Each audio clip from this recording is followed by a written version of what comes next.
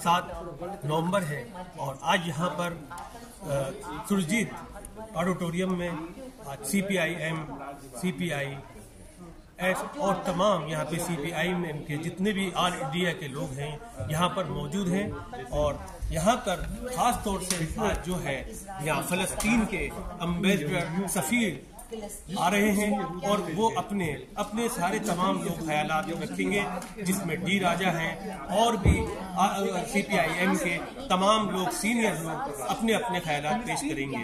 असद आज़ाद, clean आज़ाद channel से। अपनी राष्ट्रीयता को और हमारी सॉलिडारिटी फ़लस्तीन के साथ उसको और मजबूती के साथ प्रकट करें। फिलिस्तीनियों का नरसंहार बंद करो, बंद करो, बंद करो। फिलिस्तीनी मुक्ति संघर्ष जिंदाबाद, जिंदाबाद, जिंदाबाद। फिलिस्तीनी मुक्ति संघर्ष जिंदाबाद, जिंदाबाद, जिंदाबाद। वाम दलों की तरफ से फिलिस्तीन की जनता को के प्रति एकजुटता दिखाते हुए मैं एम्बेसडर वहां से खरीदे जा रही है। हमारे फोनों में जो जासूस करते हैं वो पेगासस वो सब जो है इजराइल से प्राप्त होता है हमारी सरकार को। और ये सभी इस तरीके की जो नक्सल जो बन चुकी है, भारत को आज मोदी सरकार के चलते हुए अमेरिकन साम्राज्यवाद और दुनिया के अंदर साम्राज्यवाद की एक जूनियर पार्टनर के रूप में अपनी हैसियत को उतार दिया। अब ऐसी परिस्थिति आज ये अपना फर्ज बनता है कि अपनी स्वतंत्र विदेश नीति को मजबूत करते हुए और आज इंसानियत के तौर पर आज मानव मुक्ति के क्रांतिकारी उद्देश्य के आधार पर और एक संघर्षशील जनता के साथ एकजुटता के दम पर आज हमें फलस्तीनी लोगों के साथ हमारी एकजुटता को और मजबूती के साथ प्रकट करने की जरूरत है। आज on behalf of my people, Indian people, we assure you, we are with you, and you can convey this to your people that India is with the Palestinian people. Thank you very much. Thank you community राजा। सचिव ये और हमारे वामपंथ के बैठे हुए तमाम दलों के नेतागण और उपस्थित साथियों, रिवोल्यूशनरी सोशलिस्ट पार्टी का तो जन्म ही अगर आप देखेंगे हिंदुस्तान रिपब्लिकन आर्मी, अनुशीलन समिति, युगांतर, इन सबको मिलाकर के RSP का गठन हुआ और सबके सब आर्म स्ट्रगल करने वाले लोग थे। अगर आज RSS और भाजपा की बात को माने तो हम भी आतंकवादी थे। हमने देश को आजाद कराने के लिए हथियार उठाया, चंद्रशेखर ने हथियार उठाया, भगत सिंह ने उठाया और तमाम अनगिनत नौजवानों ने ब्रिटिश हुकूमत को उखाड़ने के लिए हथियार उठाया था।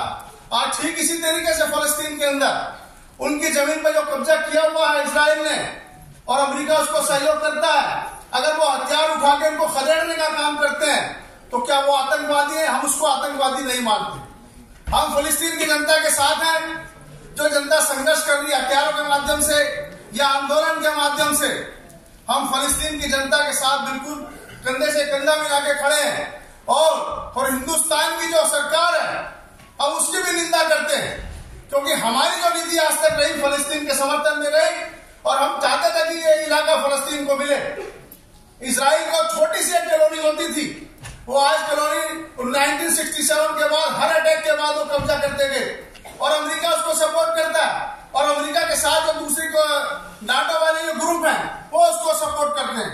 लेकिन दुर्भाग्य आज हिंदुस्तान के अंदर ऐसी सरकार काबिज है केंद्र के अंदर जो हमारी उस विदेश नीति को जो हम उसको पहले से लेके चलते आए, हमारी निष्पक्ष विदेश नीति थी, स्वतंत्र विदेश नीति थी, नॉन अलाइनमेंट सम्मेट इसी देश के अंदर हुआ था जहां फिदेल कास्ट्रो और यासर अराफत का हीरो की तरह हम लोगों ने स्वागत किया था इंडिया के अंदर।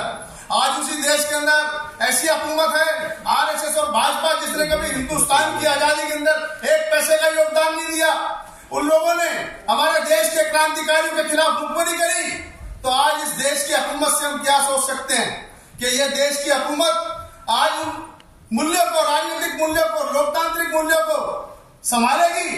ऐसा लगता है कि इन्होंने जैसे गिरवी रख दिया है।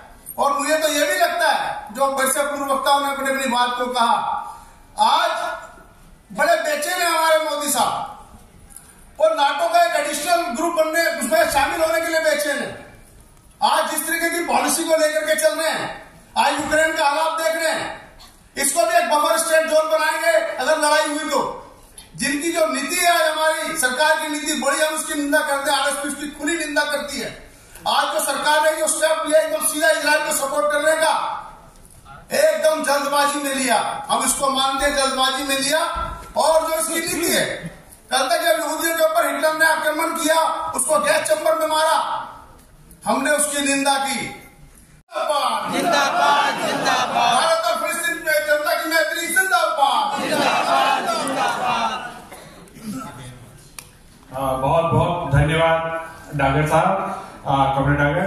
अब This document says that from 2008 till 2020, the Israelis killed 5,590 Palestinians. At the other side, 251 during that period has been killed of the Israelis. When it comes to the injured people, around 100,000 during that time has been injured of the Palestinian people. From the other side, which is here, it is maybe 2,000, maybe much less than that.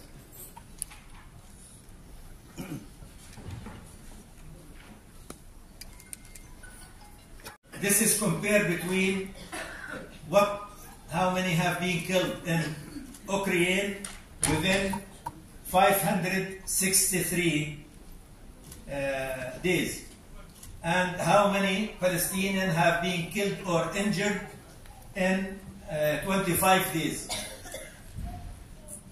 17,000 have been injured in 563 days. In between 1,100 children and have been killed, 9,414 in between 554 children. When it comes to the Palestinian, till 25th, not now, means a week ago, 8,776, 3,648 children has been killed. Injured 24,000 till 25th of October, and 9,600 have been injured. In between children has been injured. To see how this, who call themselves democratic states, a freedom, calling for a freedom, how they deal with double standards.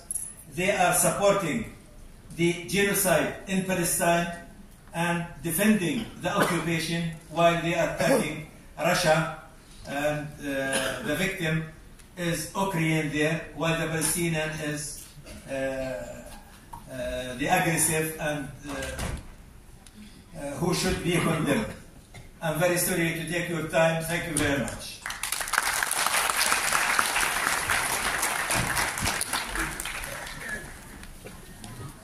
It's not less than 300 trucks a day. Since 7th of October, what enter Gaza is 374 trucks. Anyway, in general,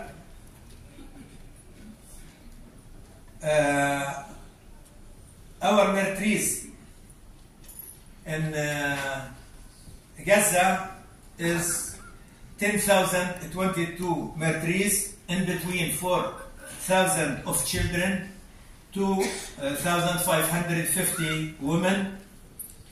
Under the building debris around 2,400, which means altogether about 12,400 has been killed. 150 of the medical teams, 57 ambulance has been bombed, and 105 of medical institutions. What they have bombed in since 7th of October in Gaza is more than 30,000 tons of explosive, which is more than the 2 bombs has been thrown in Hiroshima and Nagasaki. अभियान काफी लंबे समय के लिए हमें चलाना पड़ेगा। आज 2 मुद्दे पर हमने कंसंट्रेट किया है। एक तो 9 और 10 तारीख को अमेरिका के विदेश मंत्री और रक्षा मंत्री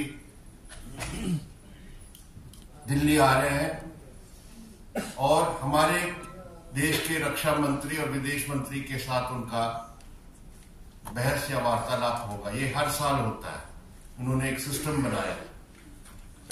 लेकिन इस बार जब वो आ रहे हैं, वो पूरी तरह इजराइल के समर्थन और इजराइल के लिए विश्व पैमाने पर किस तरह समर्थन जुटाना है, वो योजना बना के आ रहे हैं।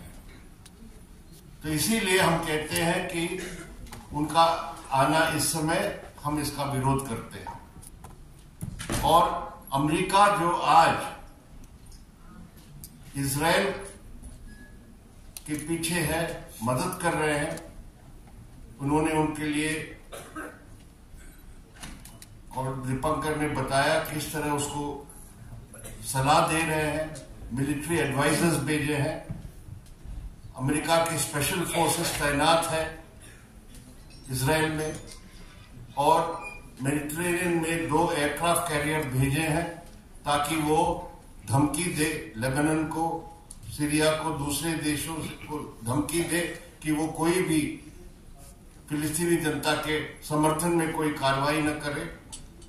ये सब करने के बाद वो हिंदुस्तान आ रहे हैं, क्योंकि उनको पता है कि यहां मोदी सरकार जो है वो पूरी तरह अमेरिका के साथ मिलके इजराइल के समर्थन में कोई भी करने के लिए तैयार है। तो इसी बनाकर थोड़ा रखें। और मैं अनुरोध करूंगा कि हम लोग अगर संक्षेप में अपनी बात रखें, सॉलिडेट रखें, तो ये कार्यक्रम पूरा हो पाए। धन्यवाद।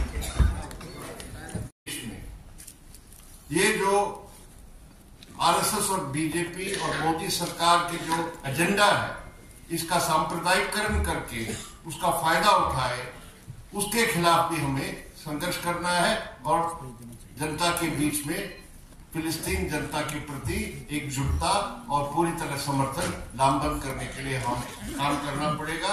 यही मकसद है हमारा इस अभियान का। और मुझे उम्मीद है कि हमारे पार्टियों के, सब पार्टियों के कार्यकर्ता आने वाले दिनों में जनता के बीच में जाएंगे और बड़े पैमाने पर, जब बाकी सब ताकतें कोई इसमें पोजीशन नहीं ले रहे हैं, हमें ये काम करना पड़ेगा और ये जिम्मेदारी हमारे हैं। और फिलिस्तीन के एम्बेसडर को हम आश्वासन देना चाहते हैं कि हिंदुस्तान की जनता भी, जैसे पूरी दुनिया में हम देख रहे हैं, जनता जो है फिलिस्तीन के पक्ष में खड़े हैं, हिंदुस्तान की जनता भी फिलिस्तीन की जनता के पक्ष में खड़े होंगे। खत्म करता हूं। अब अंत में धन्यवाद ज्ञापन करने के लिए मैं कॉमरेड तिवारी जी को आमंत्रित करता हूं।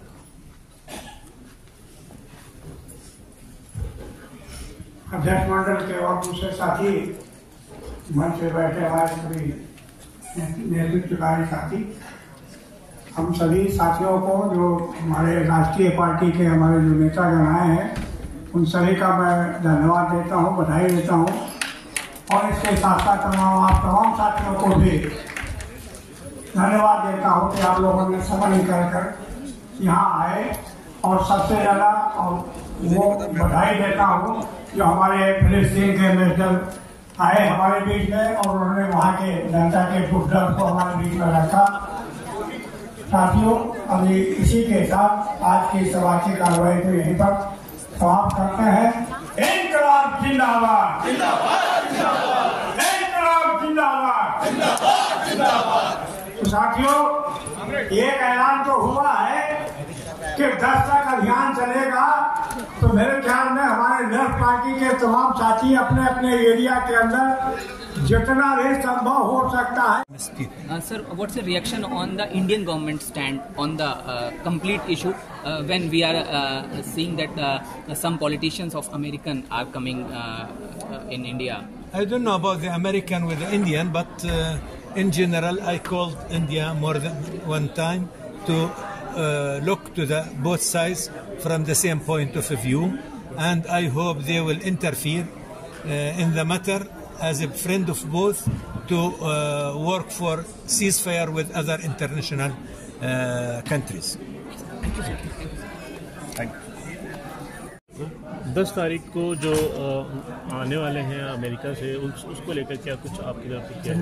वामपंथी पार्टियों ने कहा कि वो विरोध करेंगे, प्रोटेस्ट करेंगे पूरे देश भर में, कि वो यहाँ पे आके जो ये कोशिश यही करेंगे कि ये जो हो रहा है उसको रोक ना लगाए, उसको और प्रोत्साहन देने की बात होगी।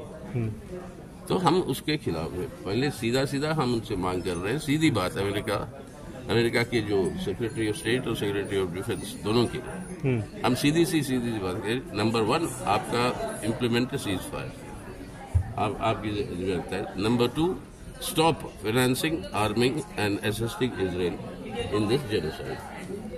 Thank you. Should not side with Israel, should not side with the US and other NATO powers in this present situation. Thank you, sir. Thank you. Ukraine,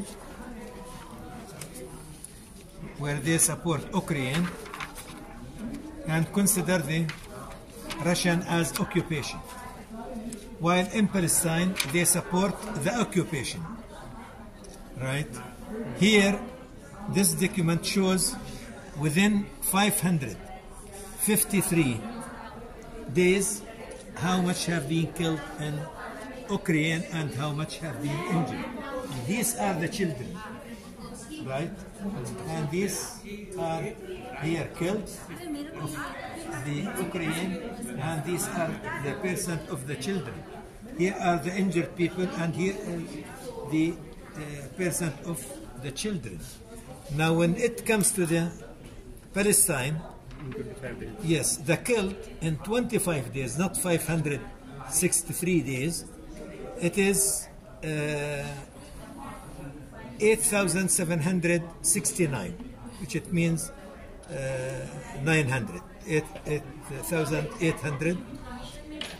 The number has been killed is more than 3,600 people, and the injured is same.